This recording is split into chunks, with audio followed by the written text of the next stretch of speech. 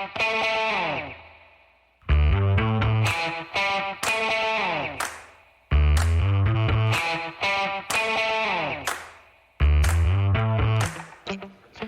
folks. Welcome to another episode of Film Study. This is Ken McKusick.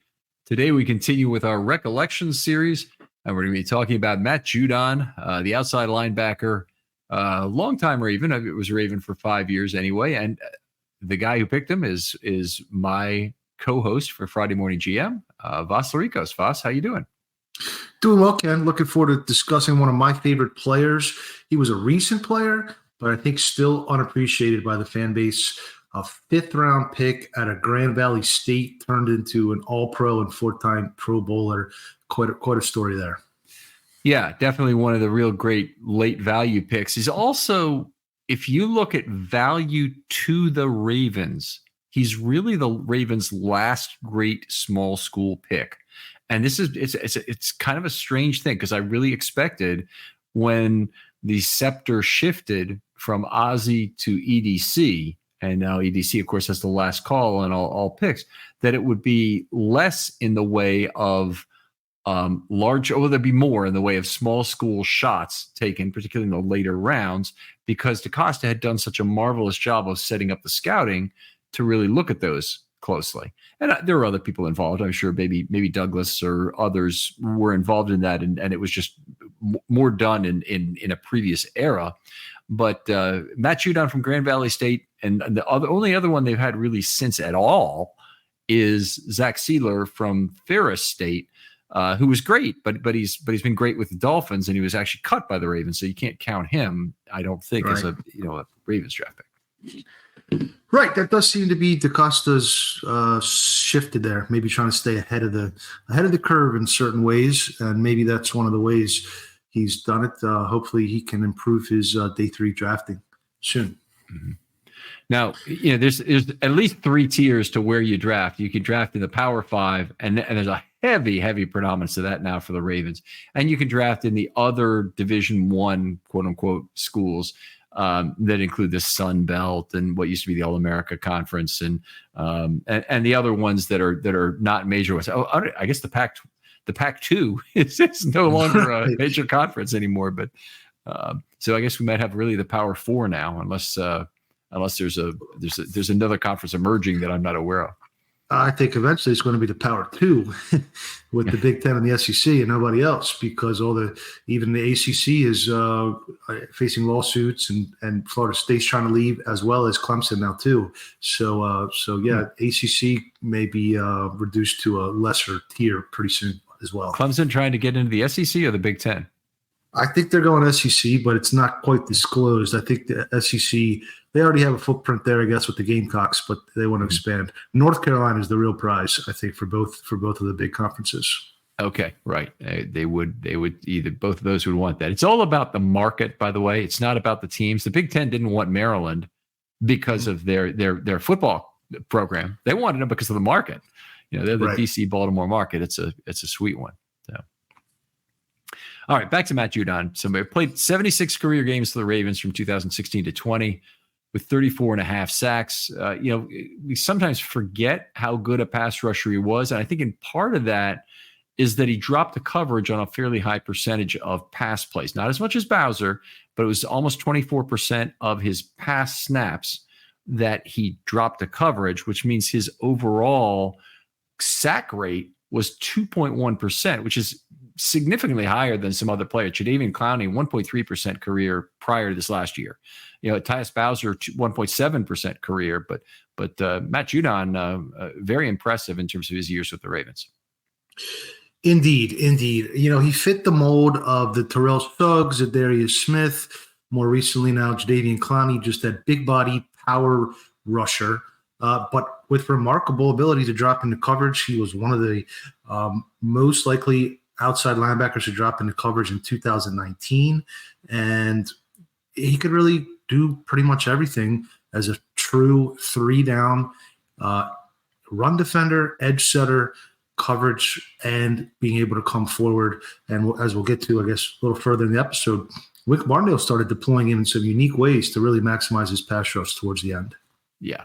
It very much a guy, tremendous versatility. And the Ravens, obviously, most teams can't get one Sam linebacker who can really effectively drop the coverage, and they're hamstrung in certain ways in terms of how they can be flexible with their rush. Because one of the major ways to get a free runner is to use a zone blitz, drop one of your outside linebackers, and have somebody else rush the quarterback, whether that's slot corner, inside linebacker, or safety, primarily being the three choices. And the Ravens had that in spades on both sides of the line with Matt Judon and Tyus Bowser playing together, just an embarrassment of riches. And it was honestly, to me, very predictable that Judon would go from the Ravens to the Patriots, who also play a very similar defensive scheme where they love to drop a linebacker from one or the other side on a lot of plays. I remember specifically you saying that when we and I were doing one of your other shows right before he hit free agency, and I was really pounding the table to try to bring him back at that point. And as soon as you said that, I knew that the odds were much less than I was hoping for. As a coverage guy, allowed just 5.9 yards per target in his Ravens career. That's remarkable for an outside linebacker. There, you wouldn't find in the history of the NFL, you would not find a lot of outside linebackers. And when I say history, let's look at the last 30 years who've had that kind of success in coverage that Matt Judon had. Yes, it was remarkable the way he was able to do that, especially with Bowser on the other side. Just a tremendous benefit, as you mentioned, to the Martindale defense to have that flexibility. Now, I don't think a discussion of Matt Judon can come up and without looking at this and a trend of what kind of has happened with some of the departing Ravens players, is that there is a little bit of saltiness. And there's a lot of salt. There's a shaker full of salt with Judon in terms of his feeling. Did not want to be put on the franchise tag, and he was. And I understand that no player wants it, but I think he really was hoping that a long-term deal would accrue from it, and that was not the case. The Ravens didn't sign him. And then he went on to say, the Ravens never signed any of their young players, and we're eventually going to be 50-year players at some point. They never signed any of them. Well, that's crap too. The Ravens obviously signed their share of their stars. And they didn't obviously have room to do it for him. Yeah, maybe that's the trend, that the Ravens are not going to extend their outside linebackers. Maybe that's a decision they made. I think Darius Smith was sort of a similar player to Judon that walked, I believe, 2 years previously. I'd like to discuss the 2018 playoff game in particular, where I thought Judon was the best player on the field for the Ravens. 2 tackles for loss, 5 quarterback hits, and 57 snaps. Mind you, this is with Terrell Suggs and Darius Smith still on the team and C.J. Mosley still on the team. All 3 of those players depart in the great linebacker exodus of 2019, and Judon becomes that premier apex guy at that point. And I really thought he carried down the torch that Ray Lewis passed to Suggs, who passed to Judon for those remaining 2 years after when Suggs was gone, but Judon was still here. Yeah, I guess I wouldn't say they're the same kind of vocal leader, but he certainly was the same kind of incredibly high quality outside linebacker that gives you a level of play there.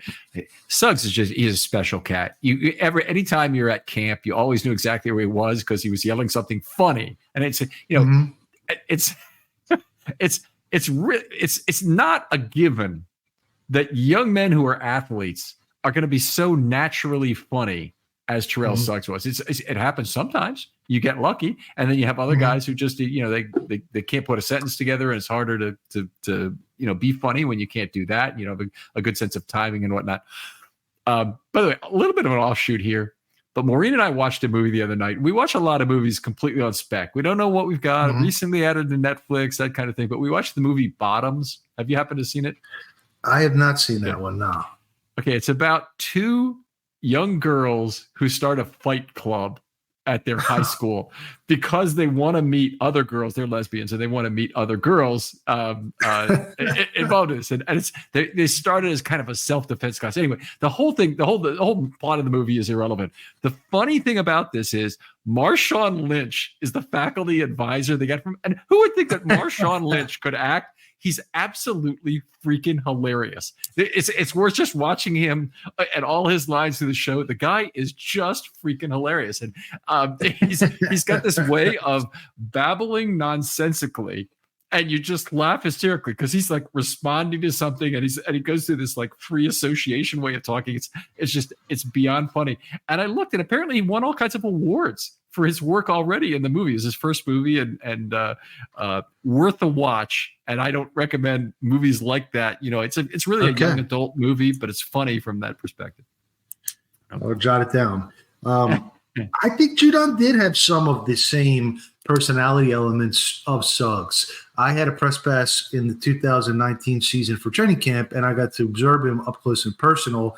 And he did have a lot of that big, boisterous personality, that brash personality. Also had some of the physicality and even crossing the line physicality that Suggs had at times. As we remember, he was kicked out of the Steelers game one year for bumping a ref when he was trying to back up Marcus Peters on the sideline argument. I have a quick training camp story about Judon. They were having the joint practices with the Jaguars that year, and this is, again, they lost pretty much their personality with Suggs and Zadarius and Mosley. And, that was Judon was kind of the leader. They lost, I believe, Weddle as well that year. So he was sort of the vocal leader, at least, along with, I guess, Brandon Williams. But they were doing goal line against the Jaguars, and Leonard Fournette punched in a touchdown and then started yapping. And a lot of the Ravens sort of cowered away, and Judon got right up in his face and put him in his place. And as a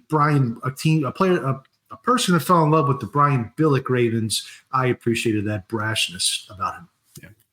Now, there's two things about that. The first is that it's a lot easier to step into a leadership role when there's a complete vacuum of leadership, as there was on that 2019 team to start the thing. You mentioned all the players who left. How about the player who came, who was a certifiably non-leader in Earl Thomas? Absolutely not a leader. It's not like somebody could come up to him on the bench and talk to him, and we saw little snippets of that and whatnot. But Earl Thomas is not a guy. You don't even want him leading. And his own personal response was, "I don't know why they need me. They have Chuck Clark," kind of thing. And Chuck Clark, much better leader, and really tried to put Thomas in his place at one point. But anyway, it's an interesting thing because Suggs was a leader himself, and he almost was in a position to delegate his successor in a certain way. And one of the ways in which he would do it is he'd drive on to practice in that golf cart that he stole from Bisciotti, and he'd bring at various times it was different players, but by the time he was leaving the Ravens, it was Brandon Williams was his passenger side guy.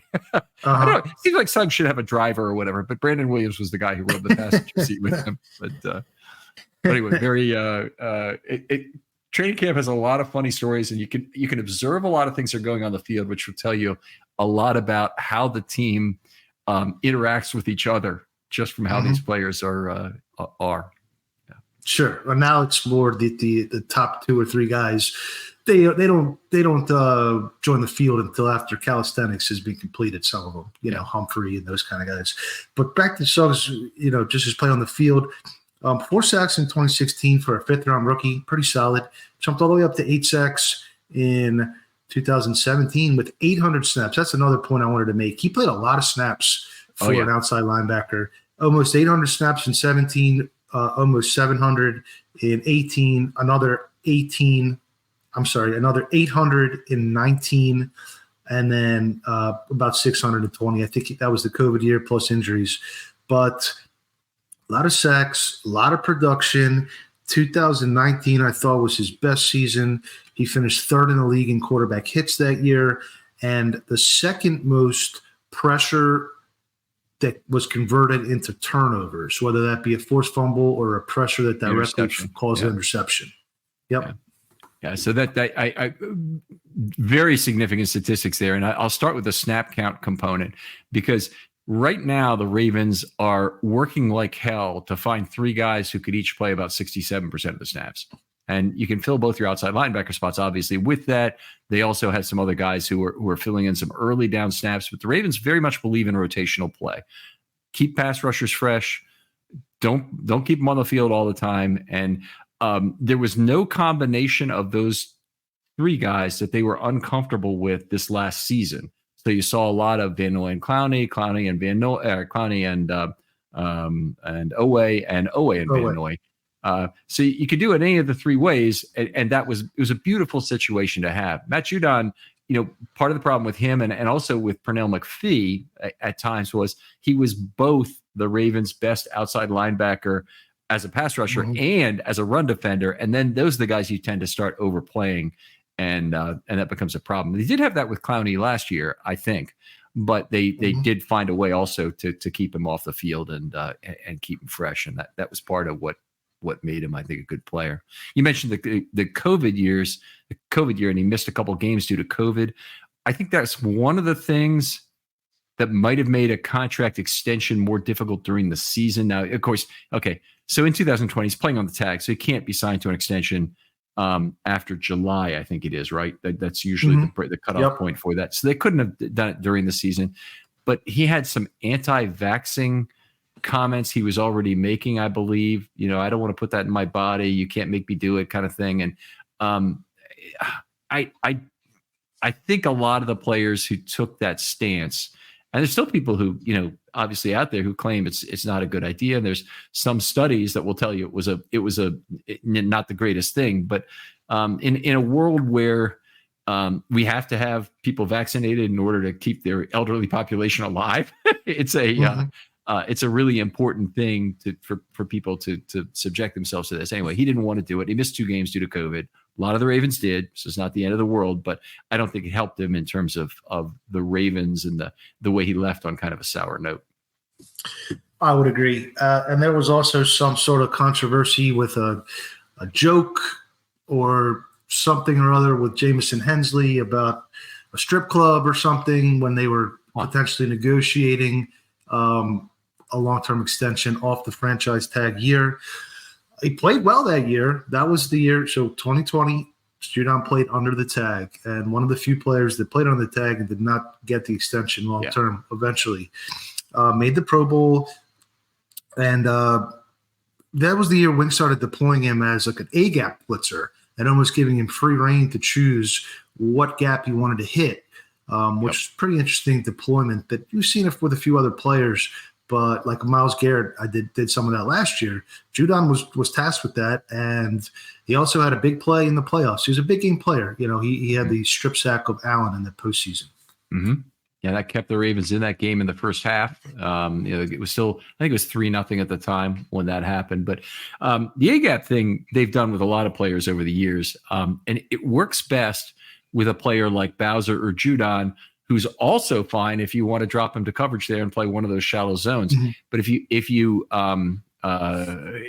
they've also done it with Haloti Ngata and try to get him a running start, which is just an evil and violent thing to do. But it's something Ravens fans were certainly loving at the time. I did not love it for the risk of Haloti getting injured, by the way. Right. But I thought it was a very fun strategy to see employed, and it has a predictable response of some low contact from offensive linemen who cut block is the natural thing you'd want to do if you saw Haloti Ngata rushing at you. Sure. Went on to New England, and honestly, most players that I look at for the Ravens, particularly guys that they brought in and they reclaimed off the scrap heap, and then they go somewhere else after that. So it's kind of they're in the middle of that sandwich. The Ravens have typically, scarfed the value. And another player would be, they signed him to the second contract, even though they also had him originally was Adalius Thomas. The Ravens got most of the cream off his career before he left. Like the years with New England were less. But Matt Judon is the one exception to this. New England's gotten real value out of him. He's had 32 sacks in 38 games with New England, continuing with great pressure. And the Ravens, the Patriots have really known how to deploy him. Agreed completely. So that was the big debate the year after 2020, and PFF came out with some graphics about how it was mostly scheme pressure, and he was mostly beating tight ends, and his pretty much straight average of 8.5 to 10 sacks a year was maybe not going to be constant and steady. And then he goes to New England and puts up 12.5 and 15.5 in back-to-back years. So there's been a few. I would probably put Zadarius Smith in that same bucket. Yeah. And I would probably put Ryan Jensen in that same bucket as well. And maybe not Ricky Wagner, but he's close. But there haven't been a lot. But there have been a few that got away that did continue to play at the same level or even a little better.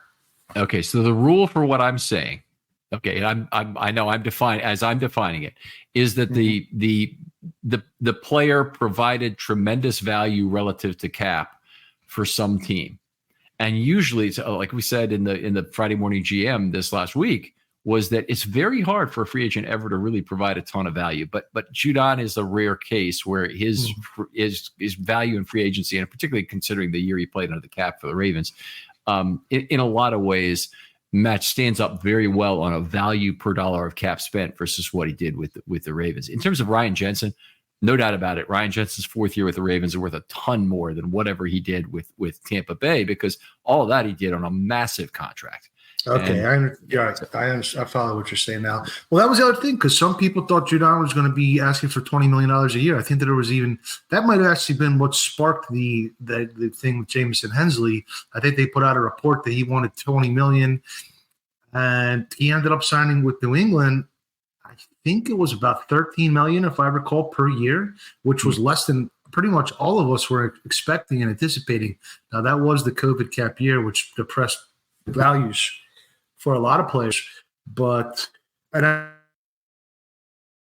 think that they did give him a raise off of that amount, but it was a relatively low number to begin with. Mm-hmm. It would have had value, and certainly would have changed the course of Ravens history to still have Matt Judon around. I'm sure he'd still be playing for the Ravens today on that contract, assuming it was a 4-year deal that he signed. I'm not 100% sure that's true, but anyway, how about some of the biggest moments? And you picked him, obviously. I have a couple of really big moments that we haven't mentioned so far. Tell me about some of your favorites. I mentioned most of them, but he did earn the Defensive Player of the Week in Week 11 of the 2017 season with the 2-sack, 1 forced fumble, 6 solo tackle game against Green Bay. Yeah, that was a game they won 20-0. It was, I think, their third shutout of that season. So, playing on a really significantly talented defense with Dean Pease there. 2 other big ones. First one is a lesser of the two. Is he registered 2 sacks at the Meadowlands in the 2016 loss to the Jets. Those are his first 2 career sacks. So you get a great game with that, but they lose that game to the Jets. They lost to the Giants. I forget if they lost to the Giants the previous week on the long Odell Beckham reception. I believe it was his rookie year where Weddle tripped up Tavon Young. And that Jimmy got hurt in the first half. Yeah, they played consecutive games at the Meadowlands. And okay. I remember because we went both of those horrible, miserable affairs. The second one is as well known to me for them misspotting the ball after a blocked field goal. So they had a 11-yard misspot, and the Ravens didn't catch it, and they could have challenged it. That sucked. So number 2 is really one of the great moments of all time, but this is one where Judon couldn't get out of his own way a little bit on this one. He had sacks on 3 consecutive plays against the Raiders in 2018. Yes. So you remember the play, and maybe you want to talk about the story in terms of what happened after that 3rd straight sack. Yeah, he ran into the tunnel. He was celebrating all the way into the tunnel. And that's exactly what he did. And then the Raiders had to go for it on 4th down. And he missed his chance for a 4th consecutive sack. And the sacks on 3 consecutive plays, by the way, had only happened at that time once since the merger. I don't believe it's happened again since. It could have, but I don't believe it has. And the 4 consecutive sacks would have been a first time ever. So if you're wondering who was the victim, it was the right tackle, rookie Brandon Parker, who gave up all 3 of those sacks. Needless to say, Suggs had a fairly easy time karate chopping his hands away on those 3 sacks. Very effective taking care of the rookie on those plays. Yeah, a lot of his sacks came in bunches, but I think his pressure was much more consistent. Although he didn't get home Mhm. consistently and it was more bunched up, he was providing 2, 3 quarterback hits pretty much every game. A lot of that is Zadarius Smith was the same way. By the way, I think he had a year Mhm. with just a couple of sacks and a whole bunch more quarterback hits. At least maybe that was a mid-year number. But the guy who's got that reputation already right now is Owe. Is he never Mhm. gets home in time? Blah, blah, blah, blah, blah, blah, blah. No, Owe is providing tremendous pressure. You look at the Right. Ravens' overall turnover margin and whatnot last year, and they led the league in turnovers and sacks. Owe is a big part of that. Owe is a big part of moving the quarterback to get follow-up sack. Matabike being a big beneficiary of it, and Owe is a big part in generating turnovers that come off of pressure. So I think that's a lot of what probably happened to Judon here as well, with some of the lower sack numbers, and he had more sacks than Owe. So it's I wouldn't Right. you wouldn't think. Well, and back then they didn't have necessarily collapsers on the interior either, like they do now.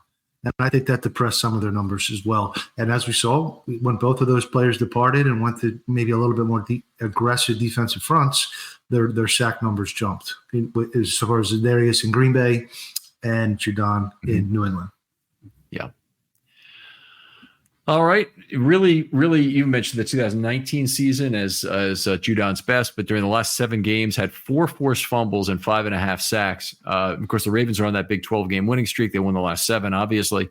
And, he was a very big part of the defense that year. And it was a defense that got completely rebuilt on the fly. People will forget that, they had Peanut Owasso slated to start at inside linebacker, and that did not work out. And they were able to make the switch to having a combination of Bynes and Fort primarily as their inside linebackers, along with a lot of dime play, and really got the job done. They found 2 additional defensive tackles off the street, and of course the big thing, they got Marcus Peters in the Kenny Young trade. Right. Yep. And that allowed them to rotate Brandon Carr, and he could help them out on the back end. Chuck Clark could come down, and Chuck Clark was the signal caller because obviously Peanut couldn't handle that. And yeah, it worked out great. Unfortunately, they couldn't get over the hump that season, but one of the best regular seasons in team history for sure. Yeah. And a very good defense. They were about 4th in DeVoa that year on defense. You can't be first in everything every year, and including defense, even if you're the Ravens. And that was a very good team. It was the single most effective offense in NFL history per dollar of cap spent, and one of the greatest ever, just period. 3.08 points per drive, but per dollar of cap spent, there isn't anything else that would raise its hand even to try and compare itself to the 2019 Ravens. After the 2019 season, the Ravens had an MVP quarterback on a rookie contract, a All-Pro left tackle on a rookie contract, a Pro Bowl right tackle on a rookie contract, their outside linebacker Judon on a rookie contract, and Marlon Humphrey, All-Pro corner, all at the same time. I don't think they'll ever be able to replicate that. It's very difficult. So Humphrey's I'm sorry, and Mark Andrews as well. He was also on a rookie cut. So they had stars at premium positions on rookie contracts almost across the board. Judon was moving over to being a franchise guy in 2020. So it was like, if you're talking about in 2019, they had all of. Sure, that's what you mean. That's a better way to say it. Yeah. All right. And then even their high played player was Marshall Yanda, who's at the end of his contract and, was making peanuts relative to what he was worth at that point. Yeah. Oh, yeah, definitely. That was, a unique situation. Matt Judon's career, there's just like that point that you need to make about him that we haven't so far? No, I just think he was as I said at the opening, I just think he was a little bit underappreciated. Would have liked to have him back. I'm glad to see that his career's, I'd like to bring him back when his contract expires with New England to be that next mercenary stopgap outside linebacker of the Ravens pipeline eventually. Just one of my favorite players. I like the way he played. I personally enjoyed his personality. I know it rubbed some people the wrong way, but I liked it. Some of his celebrations that he would have were kind of fun. Not that I really care about that too much, but they were kind of fun to see. And again, sort of passing the torch down from Suggs, from Lewis, from Ray to Suggs to Judon. He really fit what I see as playing like a Raven. My personal, not just the John Harbaugh version, the whole history of the franchise version. All right. Well, absolutely a pleasure getting to talk to you about Matt Judon. Clearly one of your favorites and one of mine as well. A great Raven for a lot of ways. But Vas, tell folks where they can find your work online. Sure. I'm at Twitter X at Vasilis Beatdown, Vasilis Beatdown, and I am the co-managing editor and author for the Baltimore Beatdown blog. All right. Other folks out there, if you'd like to do a recollection show just like this, we'd love to have you on. In particular, want to have some people to talk about the players before the year 2000. I can go to some of the local media. Keith Mills has been around forever, and Mike Preston and players like that, people like that could do some of those players. But if you know them, or if you're younger and your dad knows them, your older brother knows them, whoever it might be, you want to talk about Wally Williams, or you want to talk about Vinny Testaverde or Michael Jackson or Derek Alexander, or Ernest Biner, or any of those players from that era. I particularly want to talk about it. There's even a dearth of people now who really remember well the Ravens of the 20-aughts. The Kelly Gregg. It took probably 20 people who wanted somebody else before Kelly Gregg was picked. So it's a little unusual that I don't think of myself as being old still, which is wrong. But I also know that there's still a fair amount of people living who saw the Ravens of 2000 and forward. And I would hope there'd be more people who'd be wanting to talk about those players. But anyway, if you know someone who does, really appreciate the connection if you would. Vas, thanks again for coming on. Thanks for having me, Ken. And we'll talk to you next time on Film Study.